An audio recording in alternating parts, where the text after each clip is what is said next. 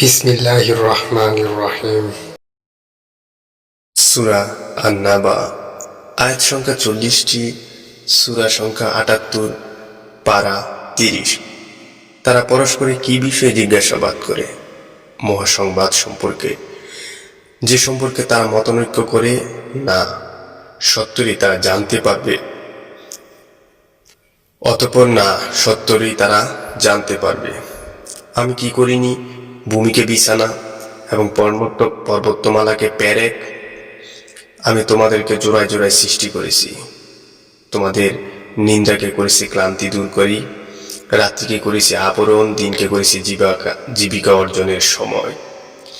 নির্মাণ করেছি তোমাদের মাথার উপরে মজবুত সপ্ত আকাশ এবং একটি উজ্জ্বল প্রদীপ সৃষ্টি করেছি।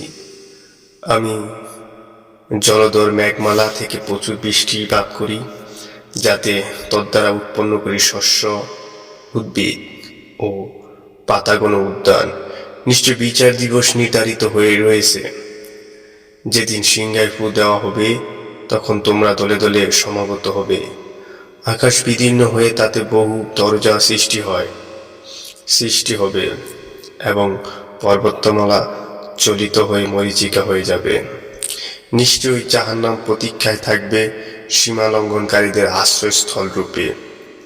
তারা তথায় শতাব্দীর পর শতাব্দী অবস্থান করবে, তথায় তারা কোনো শীতল এবং পানীয় আস্বাদন করবে না, কিন্তু ফুটন্ত পানি ও পুঁজ পাবে পরিপূর্ণ প্রতিফল হিসেবে।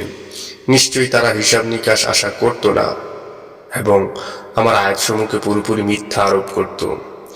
আমি অবশ্যই লিপিবদ্ধ করে সংরক্ষিত করেছি। অতএব তোমরা আস্বাদন করো, আমি কেবল তোমাদের শাস্তি বৃদ্ধি করব।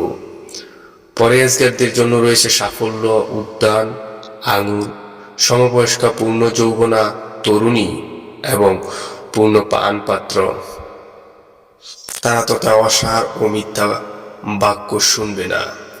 এটা আপনার পালনকর্তার তরফ থেকে যথোচিত দান, যিনি নবমণ্ডল ও ভূমণ্ডল ও তদু উভয়ের মধ্যবর্তী সবকিছুর পালনকর্তা, দয়াময়। কেউ তার সাথে কথার অধিকারী হবে না। সেদিন রূহ ও ফেরেশতাগণ সারিবদ্ধভাবে দাঁড়াবে। দয়াময় আল্লাহ যাকে অনুমতি দিবেন সে ব্যতীত কেউই কথা বলতে পারবে না এবং সে সত্য বলবে। এই দিবস সত্য, অতঃপর যারা ইচ্ছা সে তার পালনকর্তার কাছে ঠিকানা তৈরি করুক। আমি তোমাদেরকে আসন্ন শাস্তি সম্পর্কে সতর্ক করলাম, যেদিন মানুষ প্রত্যক্ষ করবে যা সে সামনে প্রেরণ করেছে, এবং কাফের বলবে, হায় আফসোস, আমি যদি মাটি হয়ে যেতাম।